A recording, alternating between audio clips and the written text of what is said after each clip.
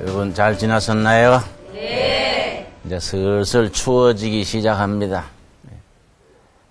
얼마 전에 일본 사람이 노벨 물리학상 받았다는 뉴스가 나왔습니다. 일본 본국에서는 물론이지만은 우리 한국에서도 그걸 부러운 우리가 박수를 보내면서 소개를 했습니다. 일본 사람은 이번에 노벨상 받은 것이 9번째인가 10번째인가 그리고 중국 사람도 노벨상을 이미 받았습니다. 우리 한국 사람은 아직 못 받았어요. 지난번에 김대중 전 대통령께서 노벨 평화상을 받았었습니다. 학술 부문에 아직 상을 받지를 못했어요. 그럼 우리가 분발해야겠지요. 지금까지 노벨상이 제정된 이래로 노벨상 받은 사람이 370명이 조금 넘습니다. 그런데 우리는 아직 370명 중에 한 명도 못 받았는데 유대인들은 130명 정도 받았어요. 130명. 근데 유대인 인구는 우리 남한 인구의 3분의 1입니다. 한 1,500만쯤 됩니다. 1,500만 인구 중에 이스라엘 본토에는 500만이 살아요. 3분의 1. 전 세계에 흩어져 사는 유대인이 한 1,000만 됩니다. 그 사람들이 1,500만 인구 나라 안에 밖에 안 되는데 노벨상은 3분의 1이 넘게 받았다 이 말이지요. 그래서 우리가 고개를 갸우뚱하는 겁니다. 어째서 그럴까? 그리고 요 근대 현대 역사에 여러 가지 업적을 남긴 위인들 중에 유대인들이 즐비합니다.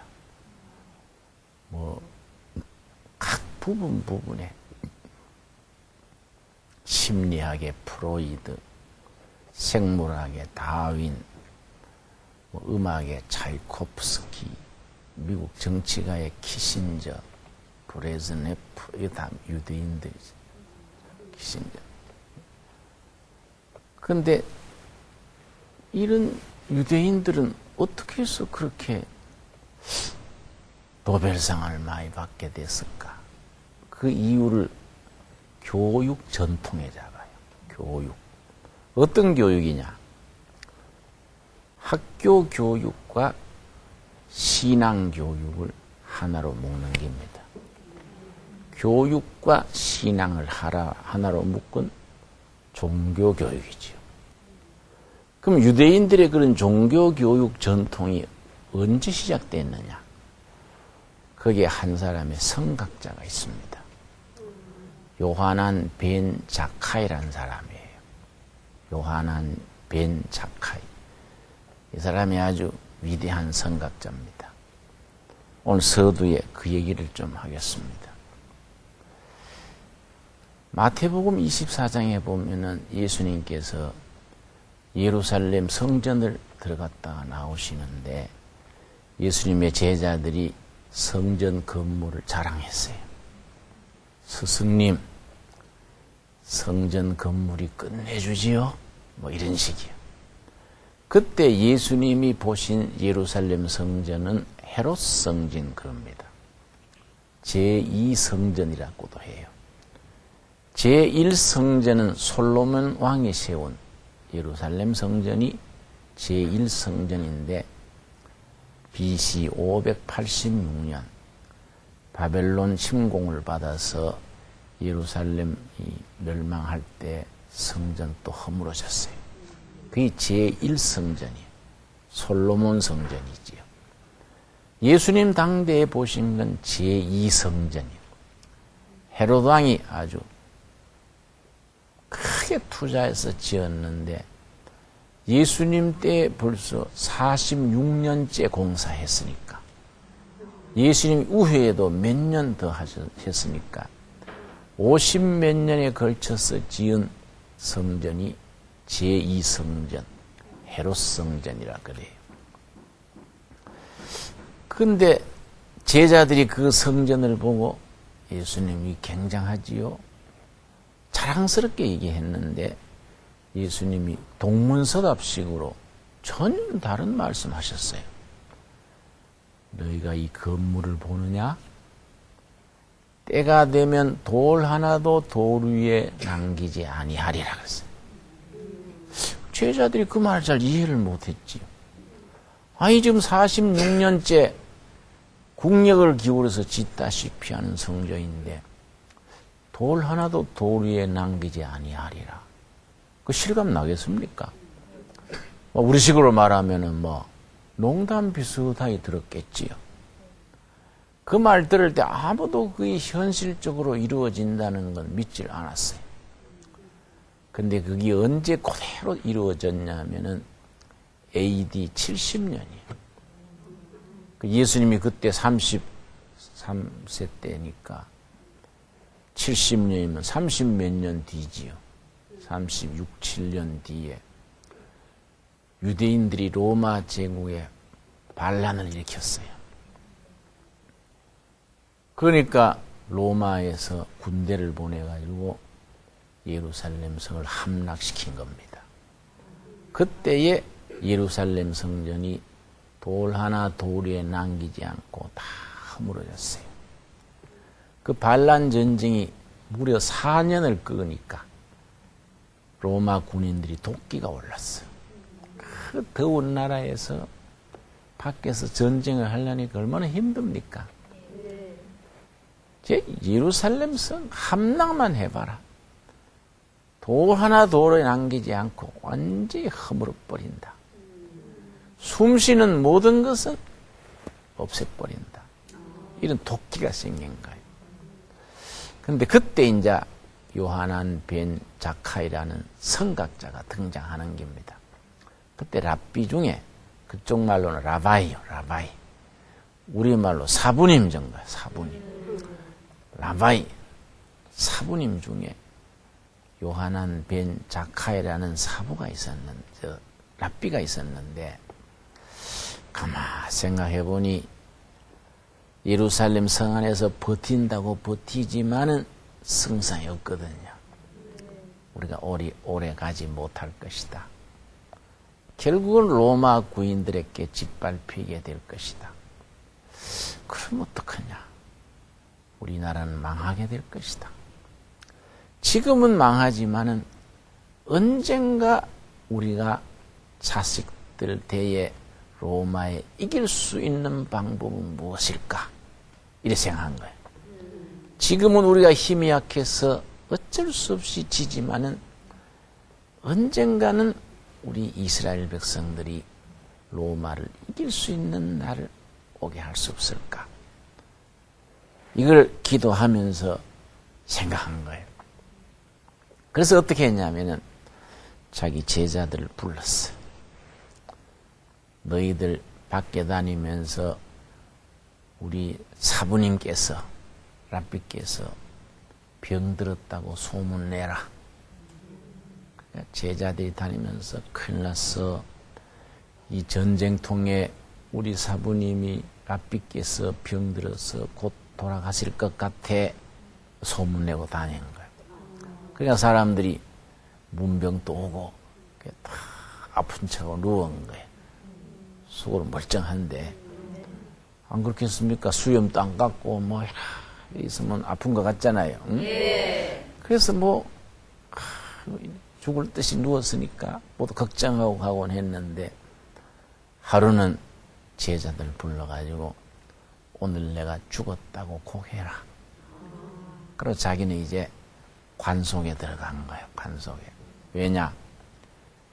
예루살렘 성에 딱 지켜가지고 밖에 로마 구인하고 전쟁하는데 성을 빠져나가서 로마 대장하고 협상을 해야겠는데 성을 나갈 수가 없는 거예요. 왜냐?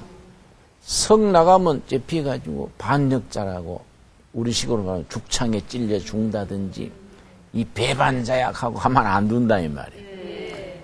그러니까 무사히 나갈 수 있는 방법을 찾는 거예요.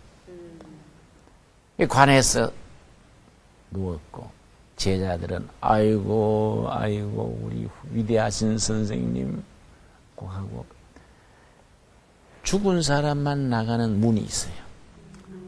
그 문으로 자카이 랍비가 이제 나간 겁니다.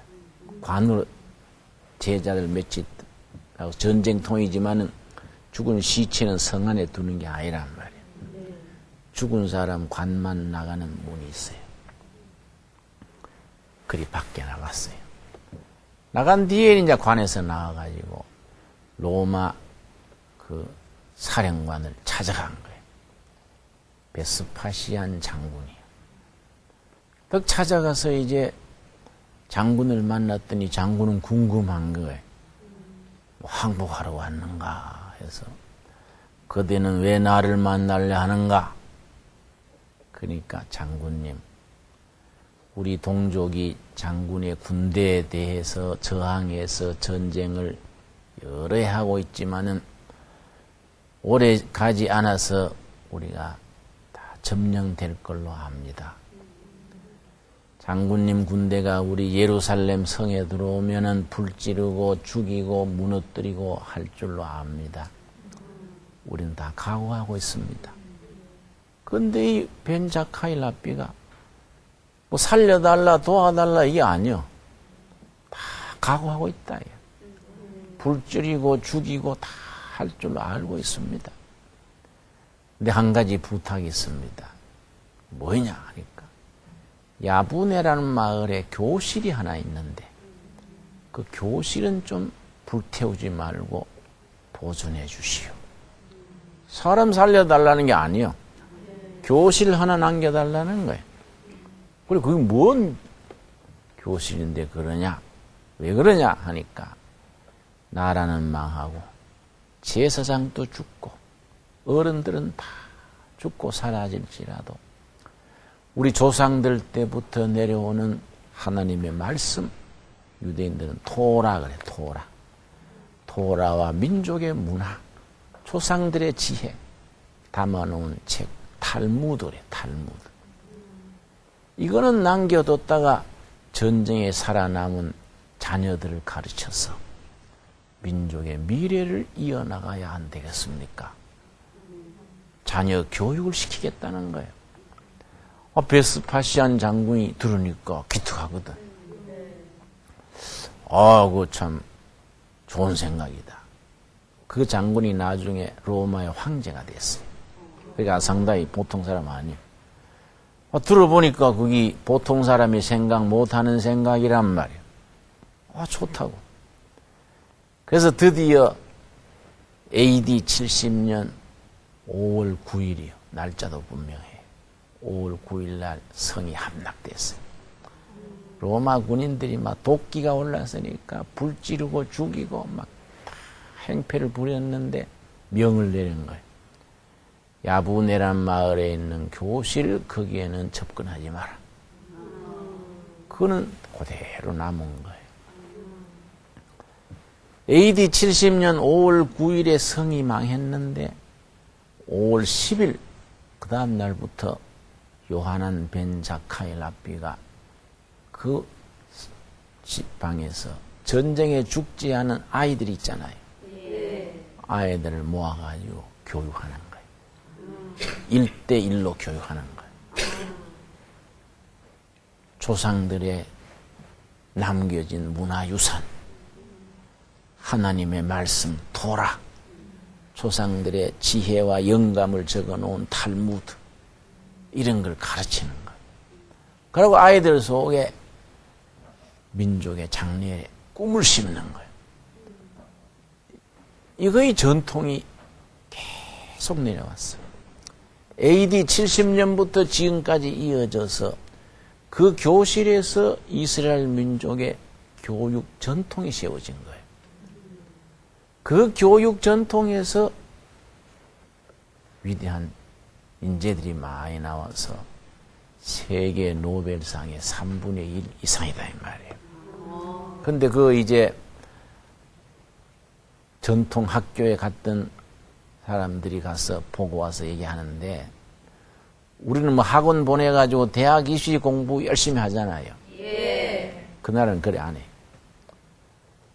랍비가 애들 모아놓고 오전에는 계속 탈무드, 토라, 하나님의 말씀이나 민족 조상들의 문화 전통 가르쳐요. 오전에는 말씀과 조상들의 지혜 가르치고, 오후에 이제 수학, 무슨 영어, 과학 가르치는 거예요. 그러고 지혜를 가르치고 바른 생활을 가르치는 거예요. 이 전통이 그런 인재들을 많이 온 세계에 배출하게 된 거인데, 우리나라가 자원이 없는 나라입니다. 대한민국은 뭐 그 석유도 없고 뭐 석탄도 없고 강원도에 무연탄 좀 있고 꼴짝이에 자갈모래 있었는데 건축 자재로 다 써버리고 지금은 중국에서 수입해 와요. 산에 소나무가 있는데 이 소나무는 송충이도 잘 먹고 소나무도 이 제목으로 쓰지를 못해요. 산림 녹화는 됐는데 목재로 쓰지를 못해요. 우리나라 자원은 사람밖에 없어요. 이 사람 자원을 잘 길러야 우리나라와 민족이 장래가 있는 거인데, 사람을 어떻게 키우느냐. 유대인들의 그 전통 우리가 배워야 될 바가 있지요. 또 2000년 교회 역사가 내려오면서 아버지가 아들에게, 어머니가 딸에게, 할아버지가 손주에게 가르쳐온 하나님의 말씀의 역사가 있어요. 그걸 우리가 참 소중한 재산을 이어가야 되지요. 우리가 이 자원 없는 나라에서 이만큼 세계 경제의 13등, 12등까지 올라올 수 있었던 것은 교육 투자예요. 옛날 6.25 전후에 막 그렇게 가난하고 했어도 시골 아버지 엄마들이 소를 팔아가지고 자식을 대학 보낸 거예요. 그래서 시골에 소 팔아가지고, 옛날에 시골에 농사 짓는데 소가 없으면 농사가 어렵잖아요.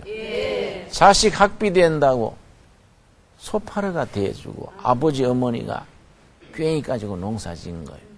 그래서 그걸 대학을 옛날에 우골탑 그랬어요. 소우자 뼈골자. 소 팔아가 세운 건물이다. 그 대학을 우골탑이라 그랬어요. 그 교육을 투자를 많이 했기 때문에 교육받은 자녀들이 이 나라를 산업화, 민주화, 선진화를 이루어 나가는 데에 밑받침이 된 거예요. 그 우리나라가 이만큼 그 어려운 조건에서도 잘한 건 교육 투자예요. 한국 교회도 마찬가지입니다. 120년 전에 이 땅에 복음이 들어와서 아시아에서 처음으로 기독교가 성공한 나라가 한국입니다. 아시아에서 처음으로 우리가 기독교가 뿌리 내리고 대중화되고 마을마다 도시 골목마다 교회가 서고 이렇게 됐는데, 그 기독교가 한국에서 성공한 이유 중에 하나가 교육 투자예요. 유엔주일 학교, 교회 학교, 뭐 한국교는 대학을 세우고 고등학교, 중학교 세우고 교육 사업에 열심히 한 거예요. 그 교육 투자했던 결과 한국 교회가 이만큼 자란 거예요. 나도 저 시골 경상북도 청송이라는 아주 시골 교회에서 어릴 때 자랐는데 유엔주일 학교에서 자란 거예요. 성탄절에 연극 주인공도 하고 감사절에 노래도 부르고 부활절날 찬양도 하고 유엔주일 학교에서 다니면서 우리가 기초를 잡은 거예요. 그 한국 교회가 교육을 통해서 이만큼 올라왔어요. 그럼 한국 교회가 제대로 교육을 하려면은 기준이 있어요. 기준. 예수님이 자라실 때 그 기준이에요.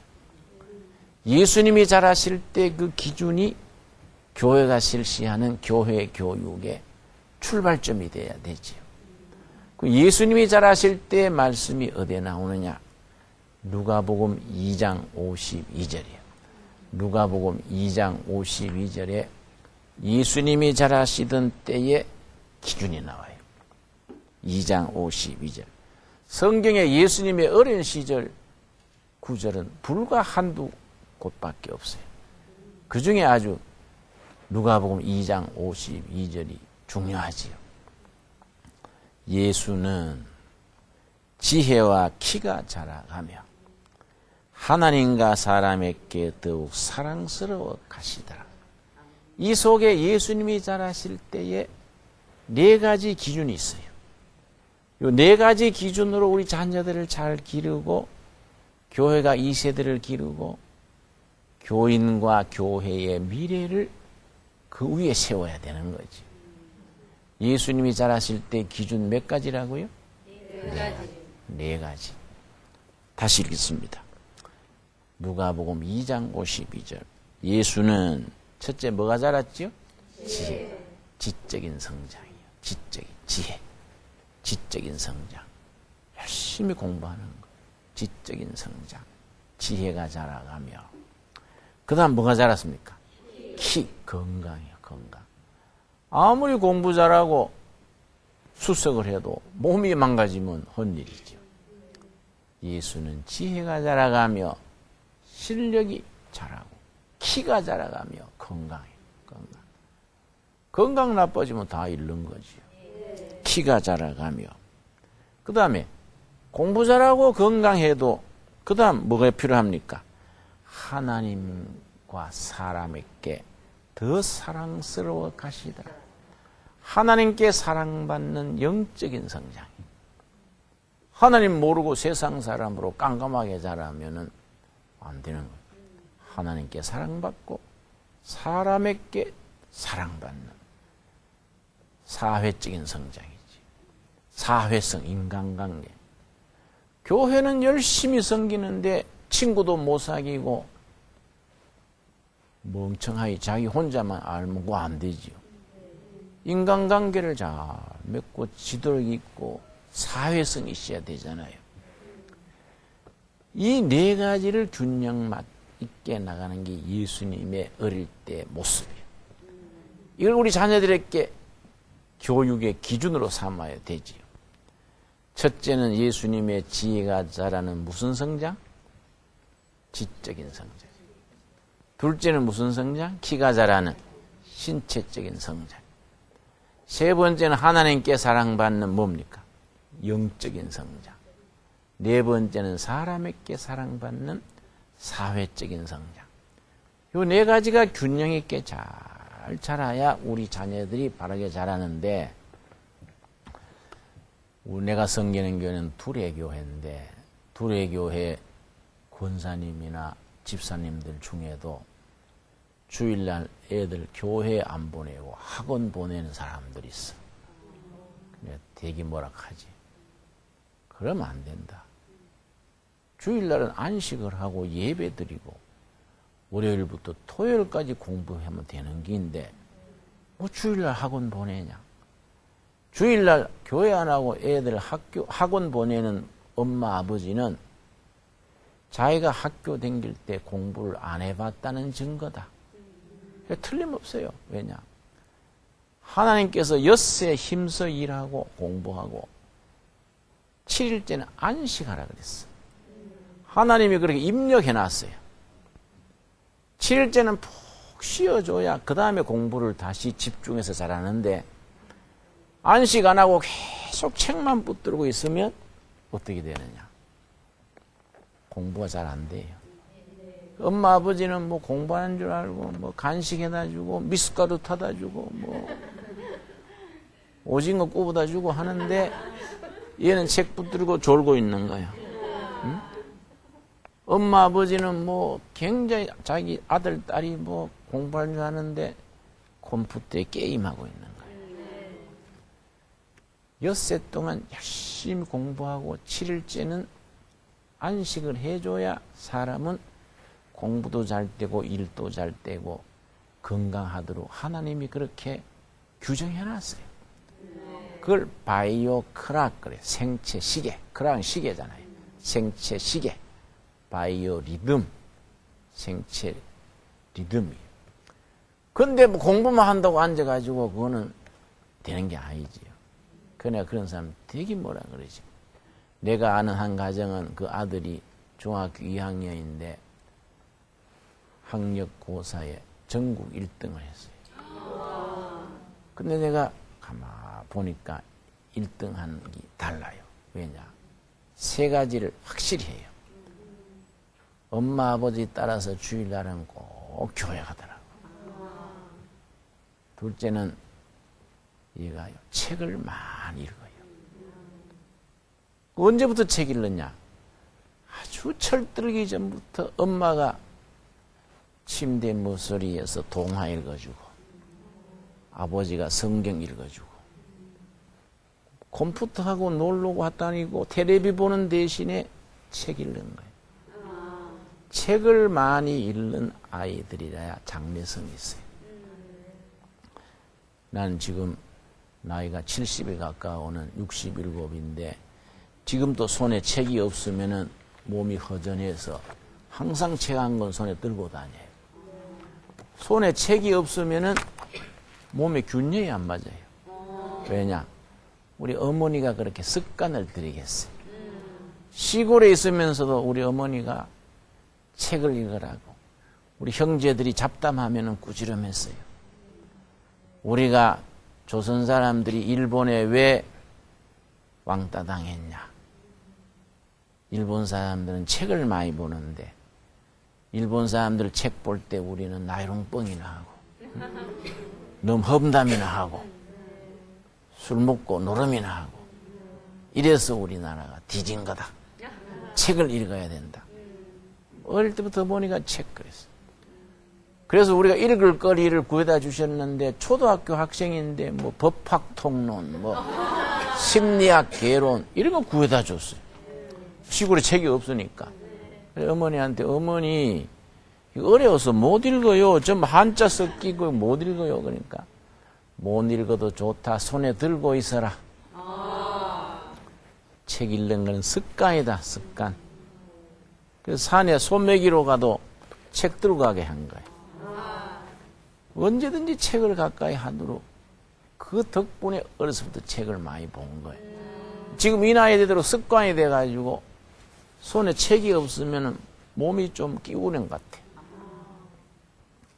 그러니까 우리 교인 중에 걔가 전국 수석한 걔가 늘 책을 보는 거예요. 주일 되면은 딱 교회 가고. 또 한 가지는 뭐 학원 가는 게 아니고 예습 복습을 철저히 하는 거예요. 사실은 한국에 고등학교든 중학교든 교과서 철저히 하면은 어느 학교도 다 가게 돼 있습니다. 그걸 모르고서는 자꾸 학원 다니고 오고 가는 시간에 다 복습하고 예습하면 되는데 그걸 잘 몰라요. 학원이 꼭 필요한 때가 있지요. 뒤처지는 과목 한두 달 보충해주고 수학이 모자린다. 수학 전문 학원에 가서 보충하고 과학이 뒤떨어진다. 그 담당 학원에 가서 하고 이러면 되는데 그렇게 하지 않고 우리 교회도 유엔중학교 학생인데 학원을 한 달에 13군데를 가는 거예요. 13군데. 그래 이해가 안 가요. 그래 내가 너가 엄마가 네 잡으려고 작정을 했구만. 초등학교 학생이 학원에 13군데를 가면은 학원에서도 숙제를 내거든요. 그거 하느라고 매일 밤 12시 넘어서 자는 거예요. 12시 넘어서 자면은 걔가 어떻게 됩니까? 한참 크는 아이들이. 애들이 뛰고 놀고 해야 되는데. 근데 아까 전에 말씀드린 유대인들은 어릴 때는 놀리는 거예요. 그러고 학교 갔다 오면은 우리 엄마들은 애들한테 얘야 오늘 학교에서 뭘 배웠냐 그러지요. 유대인들은 그래 묻는 법이 없어요. 오늘 뭘 배웠냐 하는 엄마가 없어요. 오늘 무슨 질문을 했니? 그래요. 무슨 질문했니? 자기 속에서 나오는 의문, 이걸 질문을 해서 자기 걸로 받아들여야지. 공부라는 거는 자꾸 받아들여서 배운다고 되는 게 아니다. 자기 걸로 만들어서 창조적으로 상상력 있게 질문을 해야 된다. 그래 교육하는 방법이 다른 거예요. 그러니까 우리가 머리를 잘 써야 돼요. 교육을 제대로 해야 되지.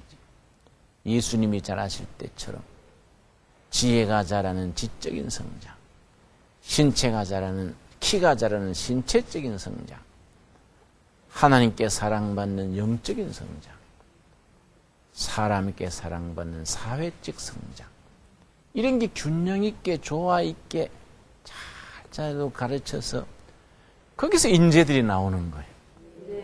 이런 기초가 탄탄하지 못하면은 아무리 열심히 해서 어릴 때부터 뭐 학원을 10군데를 가고 밤낮 공부를 한다고 했는데 기껏해야 뭐 한국 안에 좋은 대학, 서울대학 간다든지 뭐 한국 안에서 좋은 직장 얻는 거지 세계적으로 노벨상을 받는다든지 한국을 빛낸다든지 이런 것까지는 못 가는 거예요. 참으로 창조적인 사람, 정말로 넘이 따라가지 못하는 탁월한 생각을 가지게 하는 그런 인재들이 되려면은 교육 방법이 달라야 돼요. 그래서 에베소서 6장에 뭐라 그랬냐면은 에베소 6장에 한번 찾아보겠습니다. 자, 6장 1절 말씀. 자녀들아 주 안에서 너희 부모에게 순종하라. 이것이 옳으니라. 자식들에 대해서 부모 순종, 부모를 공경하는 걸 말하고 2절. 너 아버지와 어머니를 공경하라. 이것은 약속 있는 첫 계명이니, 그러니까 10계명 중에 1계명부터 4계명까지는 하나님에 대한 것, 5계명부터 10계명까지는 사람에 대한 것. 사람에 대한 거의 첫 번째가 뭡니까? 너 부모를 공경하라. 약속 있는 첫 계명이야. 너 부모를 공경하라. 3절. 이로써 너가 잘되고 땅에서 장수하리라. 복받고 장수하는 비결이 부모 효도다. 그런 뒤에 부모에 대해서 자식을 어떻게 대할 것이냐, 이 말씀이 중요하지요. 4절 말씀. 또 아비들아, 부모들아, 이런 말씀이지요. 너희 자녀를 노엽게 하지 말고 너희 자녀들에게 상처를 주지 말고, 이 말입니다. 자기 화난다고 애들 후드로 패는 아버지가 있잖아요. 자기 화난다고 막 애들을 막 구박하잖아요. 남편이 자기한테 잘 못 해준다고 남편 출고한 뒤에 애들을 막 들들 볶는 엄마가 있어요. 자녀들이 상처를 받는 거예요. 어릴 때 받은 상처는 자라서까지 이 상처가 인격에 손상을 주지. 자녀들에게 상처를 주지 말고, 그 다음 오직 주의 교훈과 훈계로 양육하라. 이 말은 예수님의 가르침과 예수님의 훈련으로 자식을 길러라. 예수님의 가르침과 예수님의 훈련으로 자녀를 가르치라. 이게 자식 교육의 기본이죠. 그럼 예수님이 자라실 때처럼 아까 4가지 있지요. 그 균형 있게. 바로 가르치라는 것이 예수님의 유언에 해당되는 명령입니다. 마태복음 28장 그럼 찾아보겠습니다. 28장, 마태복음 마지막 장이 28장입니다. 28장 20절 말씀. 예수님의 마지막에 해당하는, 유언에 해당하는 명령의 본문입니다. 내가 너희에게 분부한 모든 것을 가르쳐 지키게 하라. 본문에 이렇게 되어 있는데 성경 원문에는 내가 너희에게 분부한 모든 것을 지키도록 가르치라. 명령문이. 명령문은 헬라어나 영어에서는 동사가 먼저 나와요.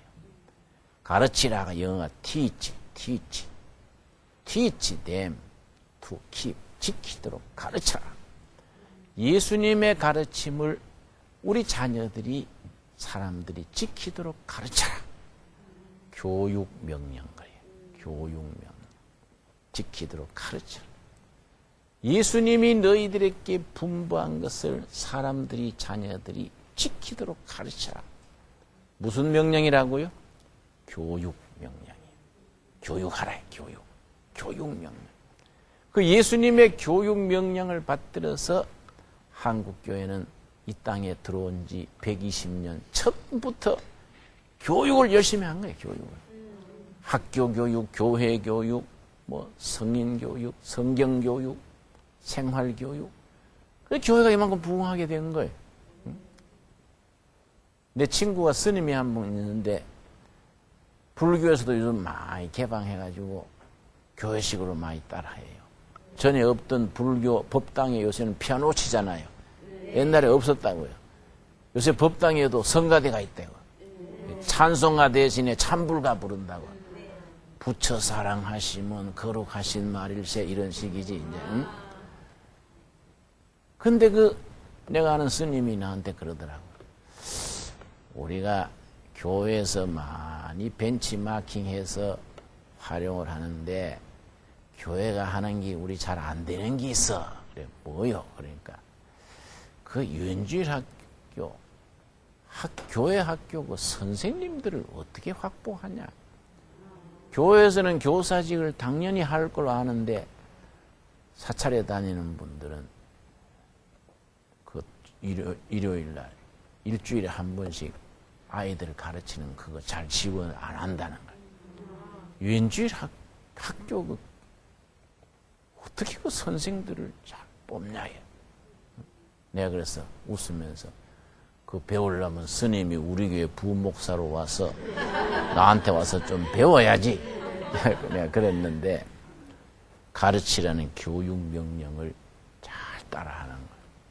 근데 이게 우리 당대에 좀 하다 끝나는 게 아니라 대를 이어나가야 이게 교회가 복음의 전통이 쭉 이어지는데 유대인들은 그걸 아까 제가 말씀드렸는 요하난 벤 자카이 성각자에서부터 가슴에서 가슴으로 세대를 거치면서 이 회당에서 잘 이끌어 나간 거예요. 그 유대인 회당을 시나고그래, 시나고그에서 부모대에서 자녀대로 잘 가르친 겁니다. 시나고그 회당을 이끄는 사람이 우리로 말하면 목사님이죠. 거기서는 이제 랍비지요. 유대인들은 세계 어느 도시든지 10가정이 되면은 회당을 하나 세워요. 10가정이 성경이 말해주는 구약 성경이지, 그 사람들은. 11조를 잘 내가지고 랍비 생활 보장해 주지. 그럼 그 랍비가 토라, 구약 성경만 가르치는 게 아니에요. 자녀 교육, 생활 지도 다 이끌어 주는데 자식을 길러가지고 대학을 보낼 때 얘는 무슨 전공 한다. 누가 정하냐면 랍비가 정해요. 본인의 의견과 부모의 의견과 담임선생 의견, 성적 다 종합해가지고 얘는 예술 음악을 해라. 얘는 로스쿨 법학 전공해라. 얘는 메디칼 스쿨 의사가 해라. 얘는 무슨 생물학을 해서 세계적인 학자가 되라. 랍비가 정하는 거예요. 우리는 생각을 못하지. 우리는 애들 대학 보낼 때 목사가 그 교회 자녀들 정하는 게 아니잖아요. 자기한테 맞는 대학에 가가지고 평생을 거기에 투자를 해야 인물이 나오는데 성적 따라 자기한테 안 맞는 데 적성 아닌데 가서 되겠습니까? 그러니까 교육 결과가 다른 거야, 결과가. 그래서 나는 우리 교인들한테 그러는 거이죠. 교육이라는 것은 삼박자가 돼야 된다. 이걸 삼위일체 교육 그래요. 가정교육, 학교교육, 교회교육이 하나로 엮어져야 된다. 무슨 교육이라고요? 삼위일체. 왜 삼위? 가정, 학교, 교회. 셋 중에 하나가 빠져도 안 되는 겁니다. 그런데 교회에서는 주일날 1시간 맡아가지고 예배만 보고 걔가 무슨 고민하는지, 학교에서 뭐 어떻게 친구는 어떻게 사귀는지, 인터넷에 뭐 빠졌는지 어쩌는지 이걸 모르는 거예요. 안 된다. 삼위일체 교육이 안 된다. 유엔주일학교 선생님은 교회 선생님이 부모 만나가지고 그 애 위해서 중복기도 하고, 학교 가지고 담임 만나가지고 걔 습관, 친구 관계 다 체크하고, 위에서 기도하고, 생일날 잔치 파티 해주고, 전화라도 상담하고, 찾아가서 격려하고, 공부도 도와주고. 이게 전인교육이에요. 전인교육. 그래야 예수님이 자라실 때처럼 지혜가 자라가며 지적인 성장, 키가 자라가며 신체적인 건강, 하나님께 사랑받는 영적인 성장, 사람에게 사랑받는 사회적인 성장, 이 네 가지가 균형을 이루어가지고 건전한 인격, 정말 좋은 교인, 모범 시민으로, 그런 사람들 중에 노벨상도 받고 국가의 지도자가 되고 학문을 하고 가문을 일으키고 하는 거이지요. 그런 교육에 대해서 예수님의 교육, 삼위일체 교육을 우리가 마음에 잘 새기기를 바랍니다. 오늘 거기까지. 감사합니다.